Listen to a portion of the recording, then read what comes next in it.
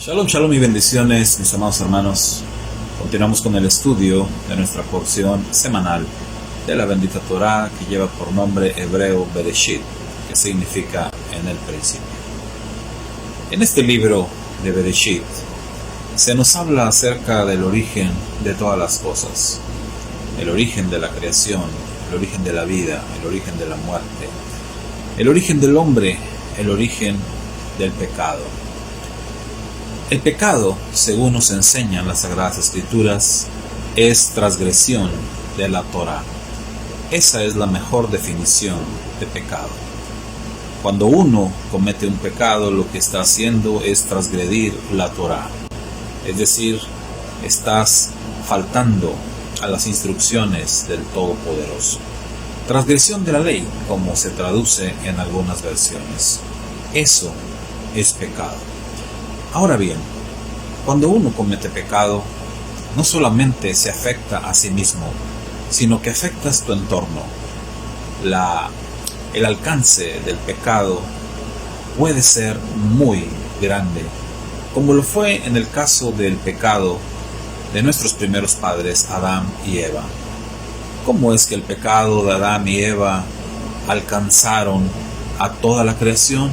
¿Cómo es que pudo esa transgresión que ellos cometieron afectar todo su entorno, afectar los animales, afectar el clima, afectar toda la creación? ¿Por qué fue esto? Bueno, porque Adán y Eva recibieron la responsabilidad de señorear sobre toda la creación. Ellos eran responsables de la creación y por eso su transgresión afectó a toda la creación. Y es por eso que tenemos que tener muchísimo cuidado con nuestras transgresiones. Es por eso que nuestros pecados afectan a nuestro entorno, afectan a nuestra esposa, a nuestro esposo, afectan a nuestros hijos, afectan a nuestros vecinos, afectan a los que están a nuestro alrededor, afectan incluso aún a los que todavía no nacen. Los que vendrán después también son afectados por nuestros pecados. Como está escrito, el Eterno visita la maldad de los padres sobre los hijos hasta la tercera y cuarta generación de los que le aborrecen. Es por eso que debemos de cuidar mucho nuestras acciones. Aun cuando hablamos de las leyes de los hombres, tenemos que tener cuidado con transgredir las leyes de los hombres, porque también cuando fallamos a esas leyes estamos afectando a terceras personas, no solamente nos afectamos nosotros mismos.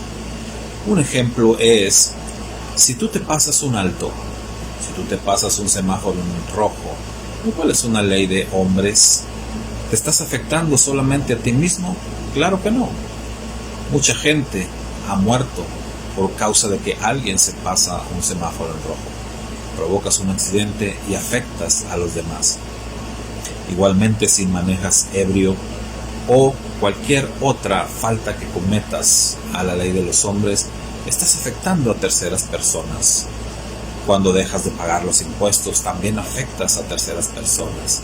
Y pudiéramos seguir nombrando muchísimos ejemplos de cuando estamos fallando a la ley y entonces nos damos cuenta que afectamos a muchas personas, afectamos nuestro entorno. El pecado es terrible.